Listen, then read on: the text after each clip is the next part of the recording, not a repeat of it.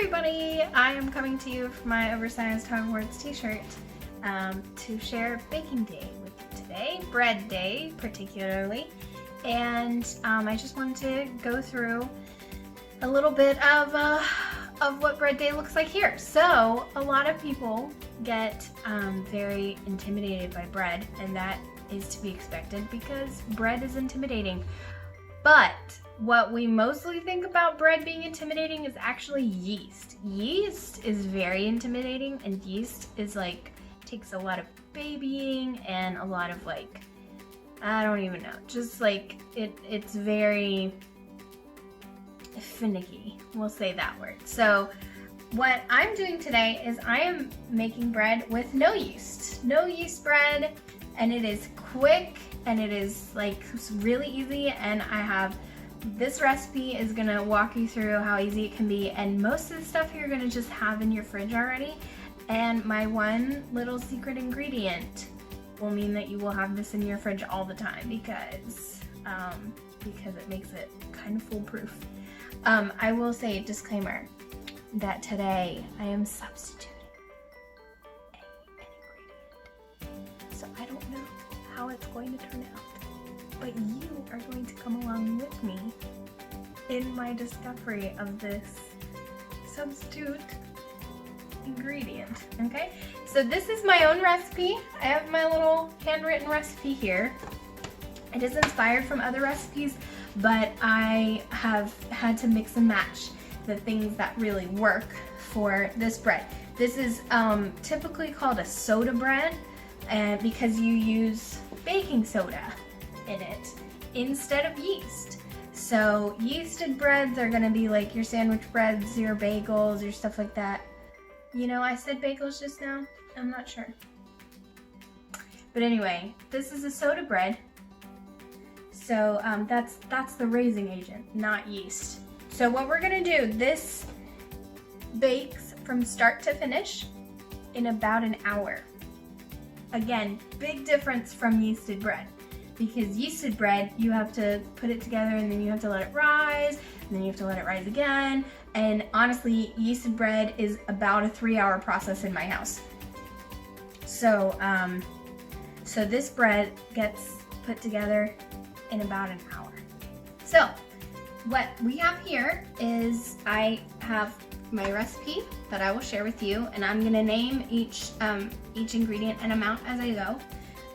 Other things that you need, I have a very big bowl for mixing, which you need because you don't need any space to knead the bread per se, because kneading is what you do with yeasted breads. You have to get the gluten structure going. This does not need kneading. But I also have this. It's like a little bench scraper slash, it's got like a ruler on it. I got this literally for $1. I got this from the dollar store. Okay, if you don't have this, like a spoon will do, and a knife, a spoon and a knife. So there we go with that. All right. First things first, with any baked recipe, your oven needs to be at the temperature that it is going to, at the ultimate temperature, as soon as you put in the thing that you have to bake. If it's below temperature, then it's going to force heat too quickly. What we want to do is we want to preheat our oven right now at the beginning to 425. So that's what I'm gonna do.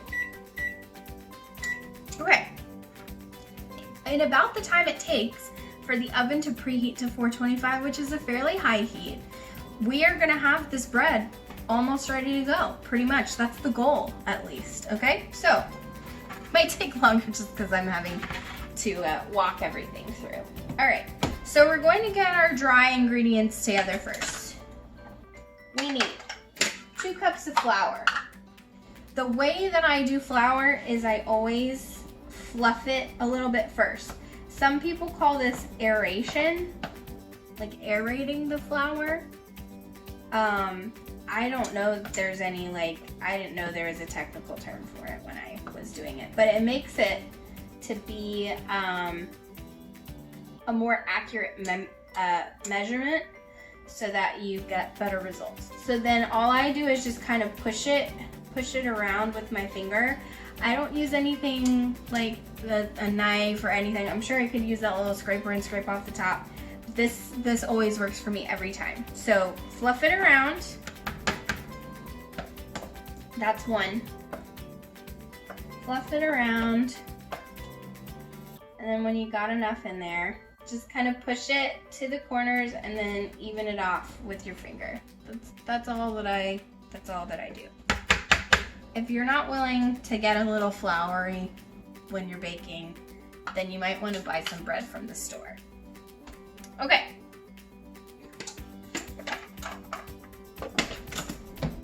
And 1 teaspoon of salt.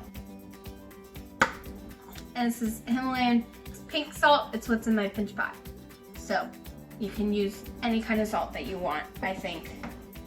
Not like seasoned salt, maybe, but like normal salt, table salt, kosher salt, I'm sure.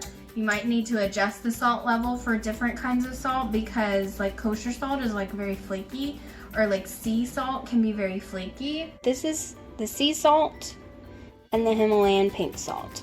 So the sea salt is much bigger and the Himalayan pink salt. So if you're using different kinds of salt, I would say you might have to adjust the salt level recipe a little bit. Okay, 1/2 teaspoon baking soda. Soda, not powder. And I always have it opened up like this, and then I just use this little ridge to even it off. Because you do want to be a little more precise with baking soda.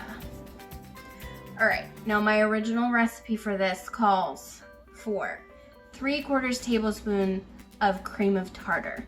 If you're making this at home, make it with cream of tartar, unless by the end of the recipe I say that lemon juice is better. I am going to substitute lemon juice for cream of tartar. The science of it is the same. Cream of tartar is an acid and lemon juice is an acid. And so we're going to be using 1.5 teaspoons of lemon juice instead of 3/4 teaspoons of cream of tartar. We're keeping our fingers crossed on this one. Y'all know how I love lemon juice anyway. Okay. So the only thing I didn't have out, we're gonna do a few grinds of pepper in this. Just a few. So I'm gonna go ahead and squeeze my lemon. I have to cut it first.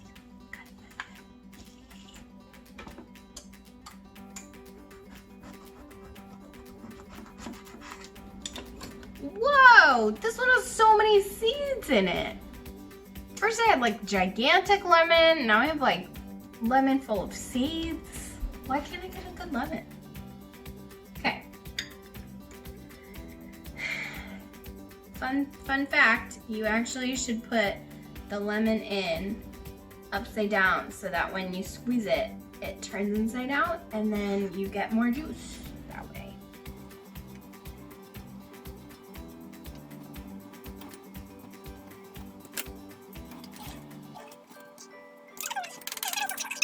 So that is our officially dry ingredients. The secret ingredient to this. Most soda breads are going to ask you to have buttermilk in them. Ask me how often I ever have buttermilk on hand.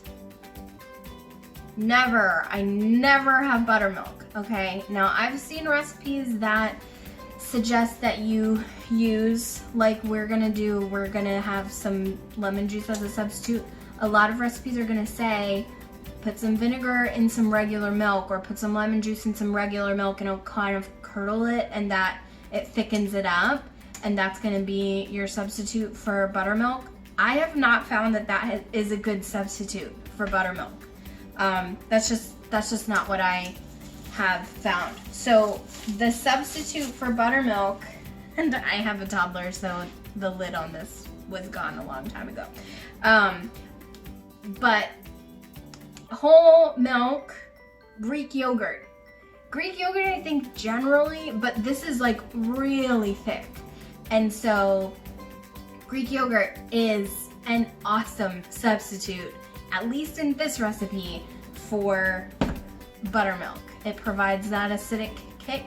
And oh my gosh, you guys, it makes it so soft. Like there's a softness to the dough that is just marvelous and really wonderful. So we're going to do we're gonna do like 3/4 of a cup of plain Greek yogurt. And then we're gonna top it off to 1 cup with water. And that's just gonna thin it out for us. So I'm waiting on the lemon juice until I've gotten the rest of the... All right, I'm just using my Pyrex and I'm gonna get it approximate because it is Greek yogurt, so it's difficult to get to be exact. This is the greatest hack, as far as I'm concerned, of all time, because I always have plain Greek yogurt on hand. I am more likely to have plain Greek yogurt on hand than like any other ingredient. I love plain Greek yogurt. And I feel like if you make and enjoy this bread, you'll want to have plain Greek yogurt on hand anytime because it makes it so easy. All right, there's that. I'm gonna top this off to a cup, 3/4 of a cup right now. So I'm gonna top it off to 1 cup with water. And then keep your spoon, because this is always what happens, is that I never keep my spoon and then I'm always like, I have to dirty another spoon now because I've already put it in the sink. So this is your reminder to keep it in your hand. Okay, so that thins it out pretty nicely.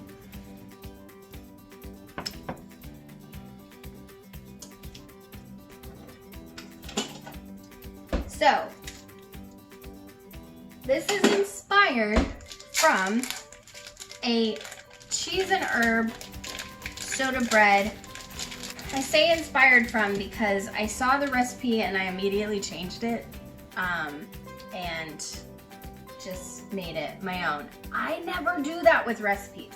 This is the first recipe that I've ever done that for, as far as like baking, because with baking it's all about the science, right? So if I mess with something, I'm like messing up with science now. And so I just never do that. But this recipe, I was like, it was good, and I just thought I could make it better. And so I love this one.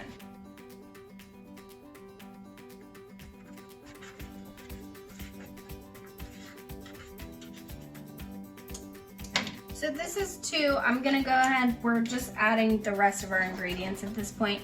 I'm gonna do 2 teaspoons of Italian herb blend.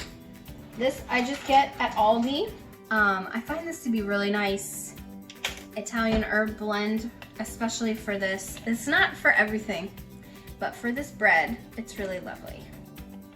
So this is 2 teaspoons, but I'm using a 1/2 teaspoon, so I'm gonna put 4 of these in there. Okay. And then I'm going to grate up about a cup of cheddar, sharp cheddar cheese, because I think that freshly grated cheese always tastes better than like bagged grated cheese.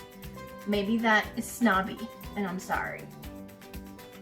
But I can't advise that you use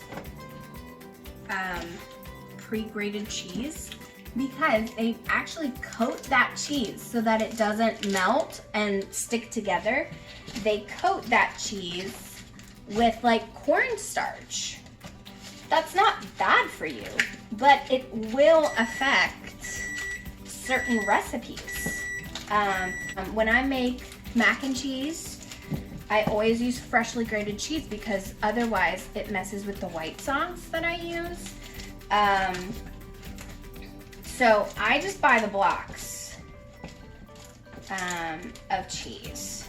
And this, oh my goodness, the cheese in this magic recipe, it like distributes itself everywhere in the bread, and it like melts, and then you cut into it and it's this like maze of cheesy parts, and then the bits on the top get all crispy and crunchy and the bits on the bottom get all crispy and crunchy, and it's just great. I love the cheese variation of this one. I also do one with an everything bagel seasoning with no cheese, and that one is also delicious. And I use I grated up about a half a block. That's gonna be just about a cup. It's gonna be close enough that it is not a big deal. I'm mixing in the cheese now.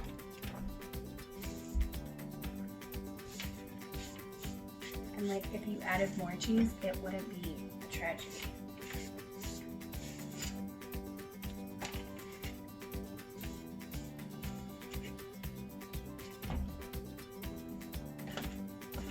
I'm gonna go ahead and stir this around because I think that the cheese distributes better if you coat it in the flour first. I think that's true for most recipes with add-ins, is that if you coat the add-in in flour first, that it incorporates and it kind of is suspended a little better in the recipe. So I've got my Greek yogurt that has been thinned out. I'm gonna add all of that in.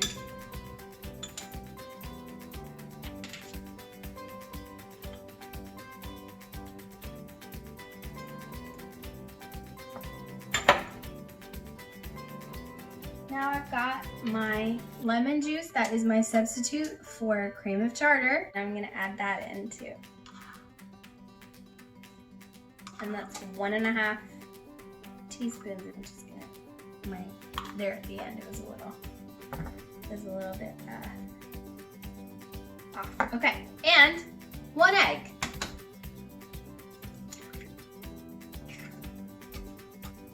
So I kind of break up the egg first with my little spatula guy, and then just work to incorporate everything together.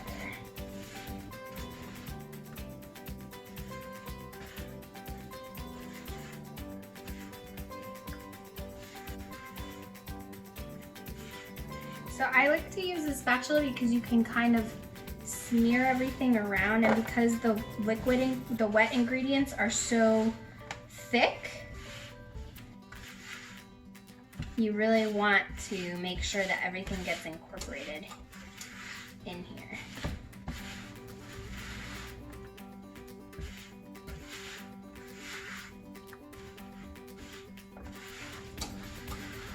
All right, that's really coming together now.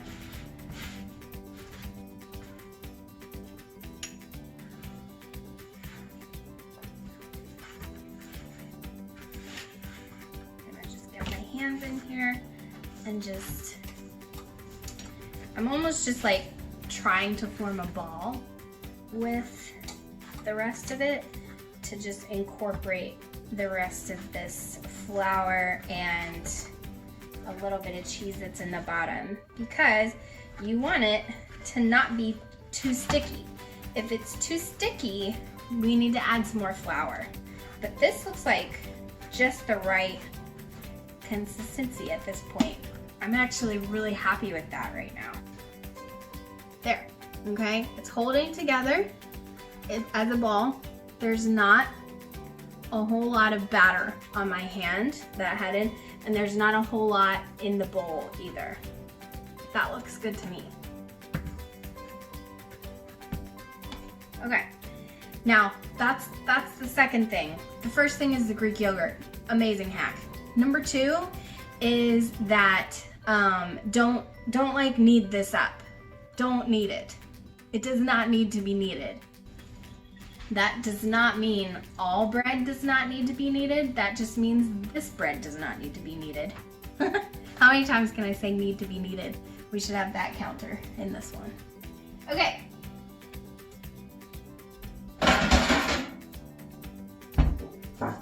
The oven is to temperature. We are not using any fancy equipment. We are using our old raggedy baking sheet that has been through a lot. It's been through a lot. Okay, hack number 3.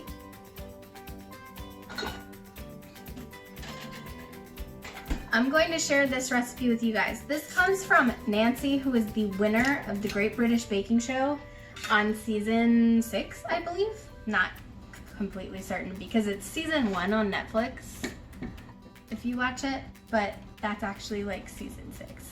So anyway, she uses something called baking paste that is amazing, and it makes everything turn out like from your baking dish or your tray or your million little tiny mini cupcake things. Like, it makes everything turn out. So I'm just gonna brush some of this on where I know our bread is going to be. And again, I can't recommend anything else because this is the only thing that I use anymore. So I will share this recipe with you guys. She also shares it on her Instagram page, but I'll share it here too. But that's where I got it from, was Nancy's Instagram page. Everything she does is magic, as far as I'm concerned. So, that stays in my fridge all the time. So, I'm going to tip this out now onto our baking surface, and it's a nice little ball. If you were going to do anything, like if you're gonna do this plain with nothing added in, then I would sprinkle some salt on the top, but as it is, I'm not going to do that. So what you wanna do, this is hack, I'm gonna set this on top of the bowl so that you can see. Okay. Hack number 4 for soda bread is that you actually want to slice it like all the way down before you bake it, okay? So we're basically going to divide it into 4 completely, all the way down, okay? Really deep cuts. Some people tell you just like score it on the top. That doesn't give it enough room to get in there and get really baked. And when it should puff up a little bit as it bakes, and that way all of those will kind of seal together again, and it'll just kind of create this nice lovely little loaf. And this little loaf is gonna serve 4 really hungry people and 6 moderately hungry people. That's it. We're going in the oven now at 425.